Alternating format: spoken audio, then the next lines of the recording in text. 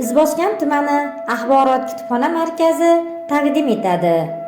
Qadrli kitobxonlar, sizlarni o'zbek adabiyotining taniqli vakillaridan biri, Bobur nomli xalqaro ilmiy ekspeditsiya a'zosi, Izboskanning Gurkirov qishlog'idan gurkirab chiqib, adabiyot maydonida dadil qadamlar bilan olg'a borayotgan iste'dodli, zahmatkash adib, kamtargina jahongashta yozuvchimiz Qamchibek Kenja bilan yaqindan tanishtirish maqsadida Boburiylar izdoshi nomli video havolamizni taqdim etamiz.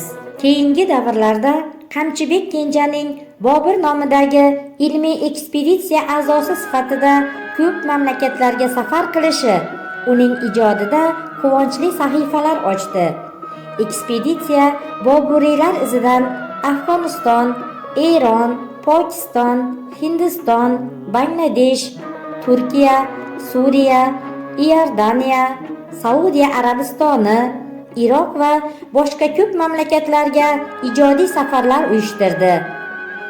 Qamchibek Kenja ham shu safda bo'ldi. Jahongashta adibning shunchaki safar taassurotlari bayoni emas, balki Bobur Mirzo haqida, borilgan mamlakatlar haqida o'quvchiga qimmatli yangi ma'lumotlar beradigan, katta qiziqish bilan o'qiladigan Hind sorig'i, Andijondan Dakkagacha, Afg'oniston bo'ylab 17 kun singari safarnomalari adabiyotimizda ushbu janrni boyitishda sezilarli hissa bo'lib qo'shildi. Adib Andijondan Bag'dodgacha deb nomlangan 4-safarnomasini ham yozib, nashriyotga topshirdi. Iste'dodli yozuvchi Qamchibek Kenja bir fidoyi insonning amalga oshirgan ishlari, odamiylik sifatlari, rahbarlik salohiyati va boshqa ko'p fazilatlari haqida muxtasar va o'qimishli kitob yaratdi. Muallif mana shu kitobi orqali bu ulug' odamga bo'lgan hurmat-ehtiromini izhor etdi. Asarda Bobur nomidagi xalqaro ekspeditsiya va jamg'armaning tashkil qilinishi va uni ro'yxatdan o'tkazish mashaqqatlari hamda 1 va 2 safardagi kutilmagan qiyinchiliklar haqida bayon etadi.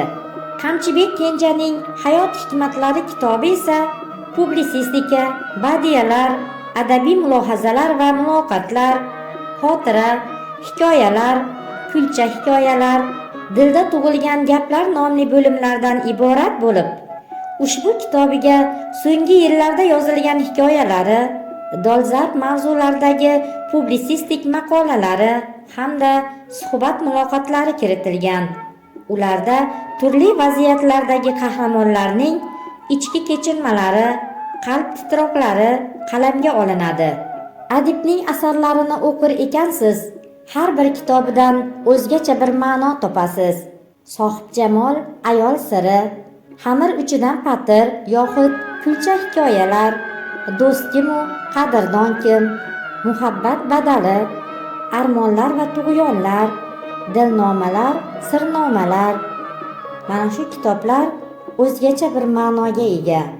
Qamchibek Kenja o'z ijodiga shunday baho beradi. Kitob men uchun ustoz, murabbiy, kitob men uchun hayot. O'z kitoblarim esa yaxshimi, yomonmi mening umrim. Tansiqmi, mundayroqmi dasturxonga qo'yganlarim.